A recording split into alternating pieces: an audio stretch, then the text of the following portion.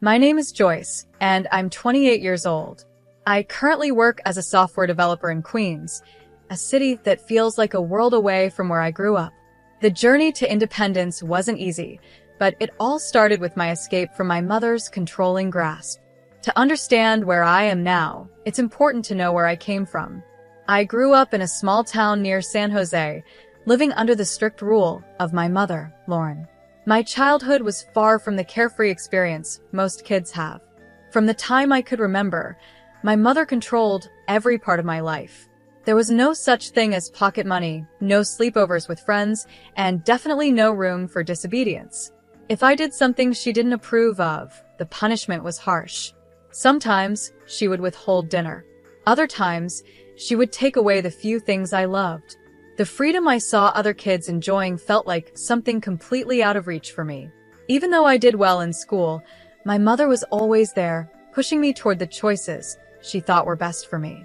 She even decided which college I would attend, insisting it was the perfect fit for my future, despite what I wanted. I dreamed of going to school in a lively city, but she insisted I attend a smaller college close to home. It felt like she would never let me out from under her control, no matter how much I wanted to break free. College, however, was where I first caught a glimpse of the freedom I craved. For the first time, I was able to make some decisions on my own. And after graduation, I grabbed the chance to move to Queens. I got a job at a well-known tech company, and for the first time in my life, I felt like I was living for myself.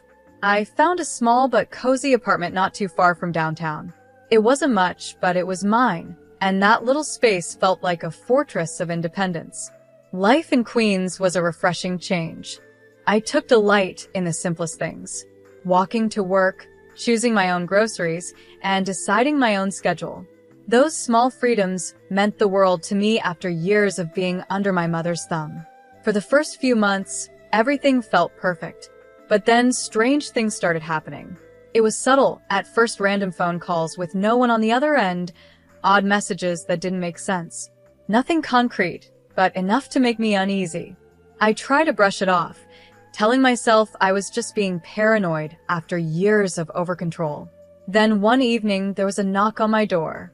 It was my neighbor, Mr. Paul.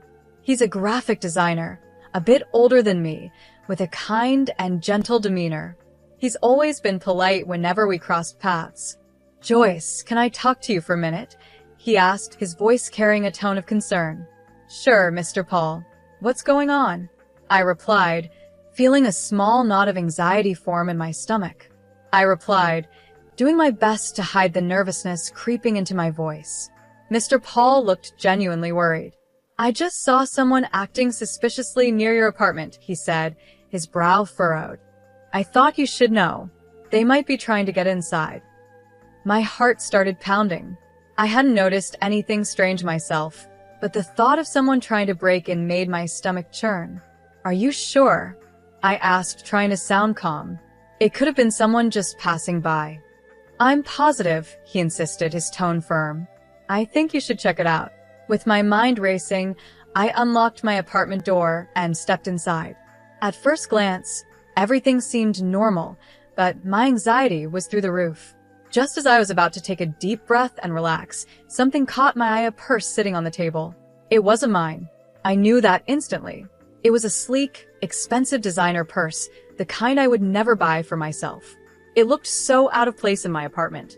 Panic gripped me as I quickly thought about calling the police, but then something stopped me. Inside the purse, I noticed a folded note. My hands trembled as I reached for it, my heart racing even faster.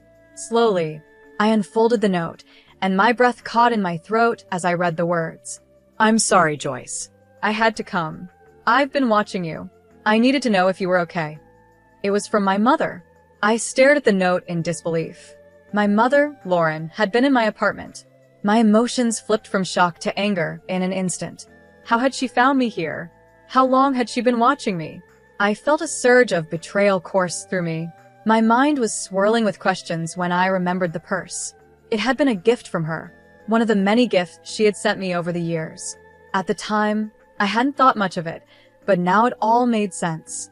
She must have hidden a tracking device inside the purse. All this time, She had been monitoring my every move without my knowledge. I felt sick. I turned to Mr. Paul, who had followed me inside. His face showed nothing but sympathy as he realized what had happened. My mother.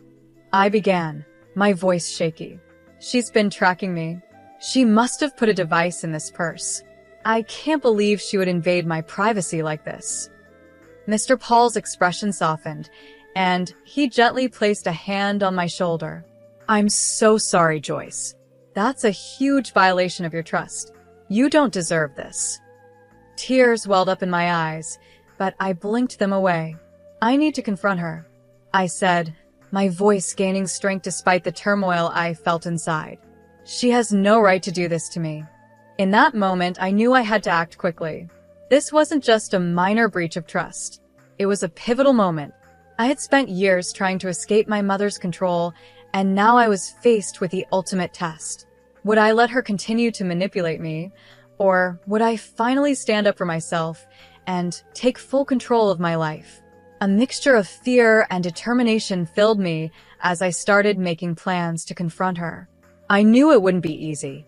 Facing my mother would be one of the hardest things I had ever done, but I had no choice. If I wanted to be truly free, I had to break away from her influence once and for all. The freedom I had worked so hard to build in Queens suddenly felt like it was slipping away, but I wasn't going to let that happen. This was my life now, and I needed to protect it. The discovery of the hidden tracking device had shaken me to my core, but it also strengthened my resolve.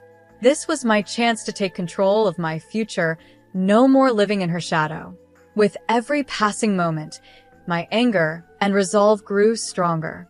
I had escaped her once, and I was determined to do it again, this time for good. I couldn't believe Lauren had crossed such a line. My life in Queens was supposed to be my escape, my chance to finally breathe freely, far away from her overbearing control. But now, with her tracking me, it was clear that I was still tied to her in ways I hadn't even realized. Her presence felt like a cold shadow, reminding me that no matter how far I ran, she was always pulling the strings. The next day, I gathered all my courage and made my way to the address she had listed. She wasn't staying in some grand place, just a small, run-down apartment not far from where I had grown up. It wasn't luxurious, but it was enough for her. As I approached the door, my heart pounded in my chest. Every step felt heavy, burdened by years of frustration and pent-up anger. When I finally knocked, the silence that followed felt like an eternity. Then, after what seemed like forever, the door creaked open. "Joyce," she said softly, her voice carrying a mix of surprise and guilt. "I wasn't expecting you." I stepped inside, barely able to contain my anger. "You weren't expecting me?" I said, my voice sharp. "You've been tracking me with a hidden device, and now you're surprised?" Her face paled, and she shifted uncomfortably. "I just wanted to make sure you were safe," she stammered. "I didn't mean to invade my privacy." I cut her off, my voice trembling with fury. "You've been following my every move, Mom. This isn't about safety. This is about control. You've never let me live my own life." Her eyes filled with tears, but she remained defensive. "I've done it all for you," she insisted, her voice shaky. "I was just trying to keep you close, to help you." "Help me?" I nearly shouted, my frustration boiling over. "By suffocating me? By deciding everything for me?" I'm 28, Mom. "I'm an adult. I need to live my own life." Tears began streaming down her face, but the walls she had built around herself remained firm. "I'm sorry, Joyce," she whispered. "I didn't know how to let go. I've made mistakes, but I didn't know how to fix them." I stared at her, my emotions swirling in a confusing mix of pity and frustration. "You're not just apologizing for tracking me," I said, trying to keep my voice steady. "You need to understand how deep your control has gone. It's not just this one thing, it's everything." And that's when she revealed something I hadn't expected. "I've been struggling financially," she confessed, her voice barely audible. "I wanted to ask you for help, but I didn't know how." Her words hit me like a punch in the gut. "You were going to ask me for money after spying on me?" I asked, disbelief and anger swirling inside me. Lauren nodded, her eyes filled with shame. "I've been in debt," she admitted, her voice barely above a whisper. "I've spent more than I should have, and I thought maybe if I kept an eye on you, I could figure out a way to fix things." A cold rage built inside me. "You've been spying on me to figure out how to get money from me?" I said, my voice icy. "That's despicable. You've manipulated and controlled me for years, and now you want to use your invasion of my privacy to solve your own problems." She tried to reach out to me, her hands trembling. "Joyce, please," she begged. I didn't mean for things to get this way. I took a step back, feeling the weight of everything crashing down on me.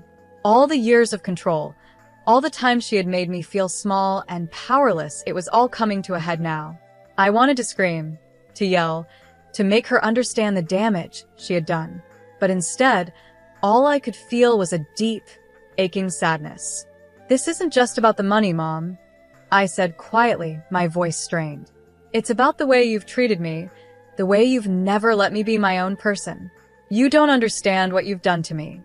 Lauren stood there, tears streaming down her face, but I could see that the defensive wall she had always kept up was starting to crumble. For the first time, I saw her not as the controlling figure who had dominated my life, but as someone who was deeply flawed and lost in her own way.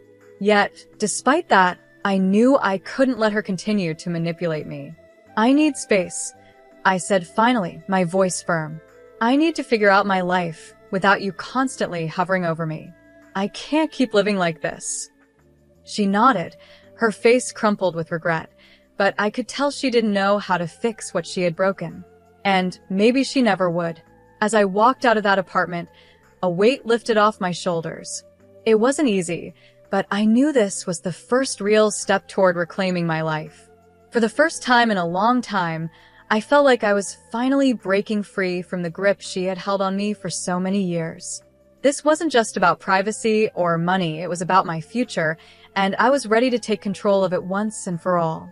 "I'm sorry." My mother's words felt hollow, like she was saying them out of habit, not because she truly meant them.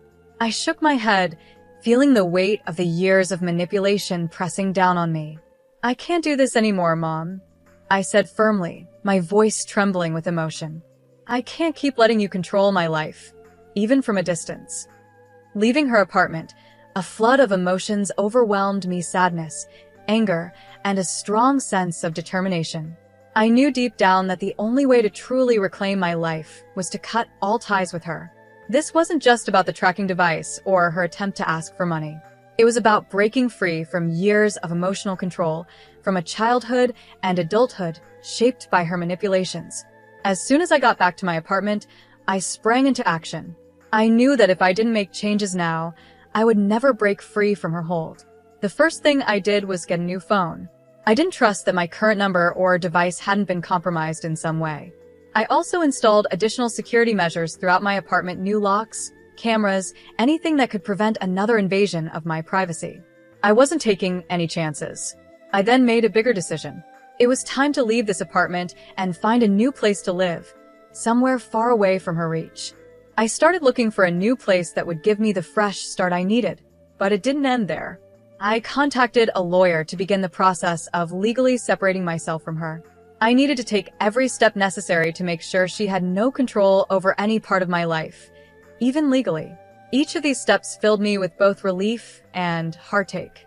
I had longed for this freedom for so many years, but now that I was finally taking the steps to claim it, the cost was higher than I'd expected. It wasn't just about moving on from my mother's control, it was about rebuilding myself. I had to rediscover who I was outside of her influence, to find my own sense of autonomy and self-worth. As I began packing up my belongings and preparing for the move, Mr. Paul became a surprising source of support. He offered to help with the logistics, and more importantly, he provided a kind ear during some of my toughest days. We spent more time together, and his steady presence became a small comfort in the middle of the chaos I was navigating. I hadn't expected to rely on him, but his kindness made everything a little more bearable. However, the battle was far from over. The more I distanced myself from Lauren, the more I realized just how deeply her manipulation had affected me. It wasn't just about what she had done recently. Her influence had shaped the way I viewed relationships and trust in general. I was beginning to see how her actions had controlled every aspect of my life, from the smallest decisions to the biggest moments. Confronting my mother was only the first step. I knew I had a long journey of self-discovery and healing ahead of me. It was daunting, but at the same time, I knew it was necessary. For years, I had been living in the shadow of her control, and now I was finally stepping out of it. The struggle for my independence had only just begun, and I had to prepare myself for the challenges that lay ahead. In the days following my confrontation with Lauren, everything became a blur of activity and emotions. I finally moved into a new apartment, far from the small town near San Jose, where I'd spent my childhood. My new place felt like a fresh start. It was modern and bright, with big windows that let in streams of natural light, a stark contrast to the cramped spaces I had known before. It was the kind of place where I could begin to feel like I had control over my own life, where I could breathe freely without the weight of my past pressing down on me. But even as I settled into my new surroundings, the emotional burden of everything that had happened still lingered. Moving into this beautiful apartment was a huge step forward, but the scars from years of manipulation didn't just vanish. I knew it would take time to heal. The path to independence wasn't just about changing my location, it was about changing my mindset, letting go of the emotional chains that had bound me for so long. With each passing day, I felt a little stronger, a little more sure of myself. I was finally carving out my own life, on my own terms. And even though the road ahead was still filled with challenges, I knew that I had taken the first step toward true freedom. This was the beginning of my journey, and for the first time in a long time, I felt like I was in control of my own story. I had lived in cramped, small spaces before, but this new apartment felt like a whole new world. As I unpacked my belongings, I was filled with a strange mix of excitement and apprehension.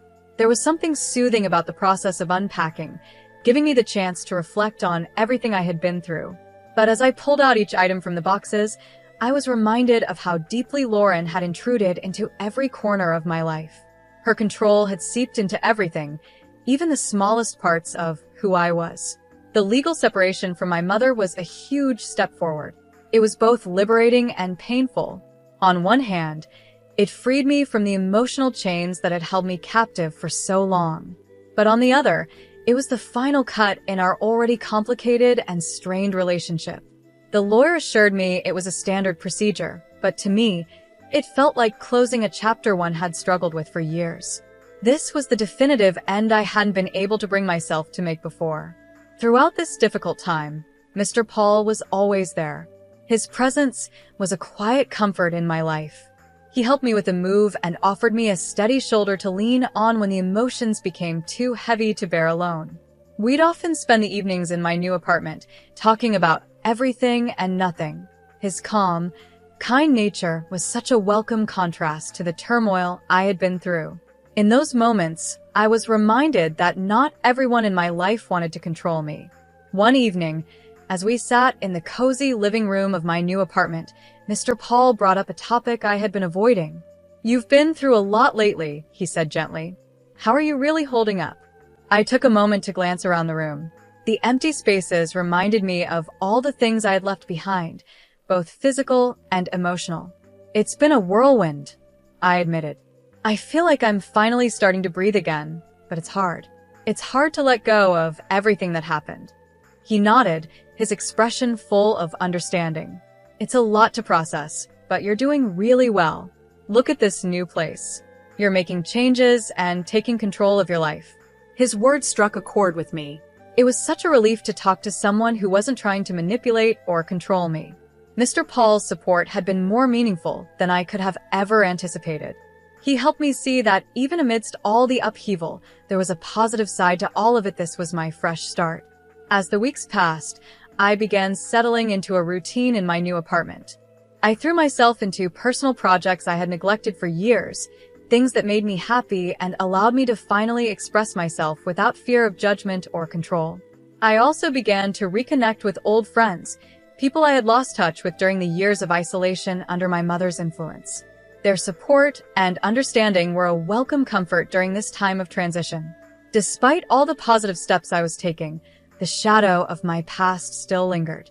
I would occasionally receive messages from Lauren, pleading for forgiveness, or asking for updates about my life. Each time, I felt a pang of guilt, but I knew responding to her would only pull me back into the chaos I had fought so hard to escape. I had to stay strong and remember that cutting ties with her was the best thing for my future, no matter how difficult it was. One day, as I was preparing dinner in my apartment, Mr. Paul came over to help. We were casually chatting about my new job when, out of nowhere, he asked, "Do you ever think about what's next for you? Beyond just getting away from all of this?" I paused, the question catching me off guard. I hadn't thought much beyond escaping my mother's control. "I'm still figuring that out," I admitted. "I've been so focused on just getting away from my mother and her control that I haven't really thought about what comes after." Mr. Paul smiled softly. "That's understandable. But now that you've taken such a huge step, you've got all the freedom to think about what you want for your future." His words stayed with me long after that conversation. I had spent so much of my life just trying to break free, trying to get out from under the weight of Lauren's control, that I had never truly allowed myself to dream about what came next. Now, for the first time, I was in a position to do that. I knew the road ahead wouldn't be easy. There would be bumps, and there would be moments when I questioned everything. But I was finally in control of my own life, and that was something worth celebrating. The new apartment wasn't just a place to live, it was a symbol of everything I had worked for, of the independence I had fought so hard to achieve. As I stood in my new space, looking out at the city beyond, I felt a sense of calm wash over me. I was finally free to live my life on my own terms. The future was wide open, and for the first time in a long time, I was excited to see where it would take me. I hadn't really thought much about what I wanted my life to look like now. Mr. Paul smiled gently and said, "It might be worth thinking about what you want for yourself, not just what you're trying to escape. You've made such a big step, so what do you see for your future?" His words struck a chord with me. I realized I had been so focused on getting away from my past that I hadn't spent any time thinking about what I wanted moving forward. The idea of building a future based on my own choices was both exciting and a little scary. That evening, sitting alone in my new apartment, I started to think about the future. I thought about the kind of life I wanted to create, not just one without my mother's control, but one that was positive and meaningful. It felt like a new kind of freedom, one that came with its own challenges but also the chance for growth. I was beginning to understand that reclaiming my life meant more than just leaving my past behind. It was about building something new for myself. And while I knew the journey wasn't over, I felt a sense of hope and possibility that I hadn't felt in a long time. As the weeks turned into months, I began to feel cautiously optimistic. My new apartment was starting to feel like home, and I had settled into a routine. I had been focusing on my personal growth and reconnecting with old friends. But there was still one thing left unfinished. My final confrontation with Lauren. One afternoon, as I was enjoying a quiet cup of coffee, I got another message from her. It was similar to the others, asking for forgiveness and hinting at her financial struggles. I stared at the message, feeling a mix of anger and sadness. It was clear she still wanted to reach out, but I had made up my mind. I couldn't let her back into my life. By this time, Mr. Paul had become more than just a supportive neighbor. He was now a true friend. We had regular conversations, and I found myself opening up to him in ways I hadn't expected. One evening, while we were cooking dinner together, I decided to tell him about the message. "I got another message from Lauren today," I said, trying to keep my voice steady. "She's still asking for money and saying she's sorry. I don't know what to do." Mr. Paul looked up from the stove, concern written on his face. "You've already done so much to protect yourself. Maybe it's time to think about what's best for your own peace of mind." I nodded, feeling a mix of relief and hesitation. I've been thinking about that. I know I need to completely let go, but part of me still feels responsible. He placed a hand on my shoulder gently. "It's normal to feel that way, but remember, you've done all you can. Sometimes letting go is the hardest, but also the most important step." The next day, I woke up knowing that I had made my decision. I made up my mind and wrote a final letter to Lauren, clearly setting my boundaries. In the letter, I told her that I wouldn't respond to her messages anymore and that any attempts to contact me would be ignored. It was a firm but respectful goodbye. As I sealed the envelope, I felt a mix of sadness and relief. It marked the end of a difficult chapter in my life, but it also showed my commitment to moving forward without letting the past weigh me down. 10 days later, I had another heartfelt conversation with Mr. Paul. We were sitting in the park, enjoying the cool autumn breeze. He was quietly watching the leaves change colors when he turned to me with a thoughtful look. "Joyce, you've been through so much, and I'm really proud of how far you've come," he said softly. "But I've also noticed something else. There's a light in you now that wasn't there before. You seem more at peace." I smiled, feeling a warmth inside that I hadn't felt in a long time. "Thank you. It's been a long journey, but I think I'm finally starting to find my way. I'm learning to focus on what I want, not just what I've been running from." Mr. Paul smiled back, his eyes full of kindness. "It's wonderful to see you like this. And I'm here for you, whatever you need." His words stayed with me long after we said goodbye. I felt a new sense of hope and determination. For the first time in years, I was beginning to picture a future that was truly mine, built on my own dreams and goals. As the year came to an end, I took some time to think about all the changes I had made. My life was still a work in progress, but I no longer felt trapped by my past or by my mother's control. I was learning to make my own decisions and embrace the possibilities ahead of me. One evening, while sitting by my apartment window, watching the city lights, I thought about everything I had gone through. I felt both proud and relieved to know I had come out stronger on the other side. There was still some uncertainty about the future, but there was also the exciting promise of new beginnings. In the end, breaking free from my mother's influence wasn't just about gaining independence, it was about finding my own path and having the courage to walk it. As I looked toward the future, I felt at peace knowing that, for the first time in a long while, I was truly in control of my own life.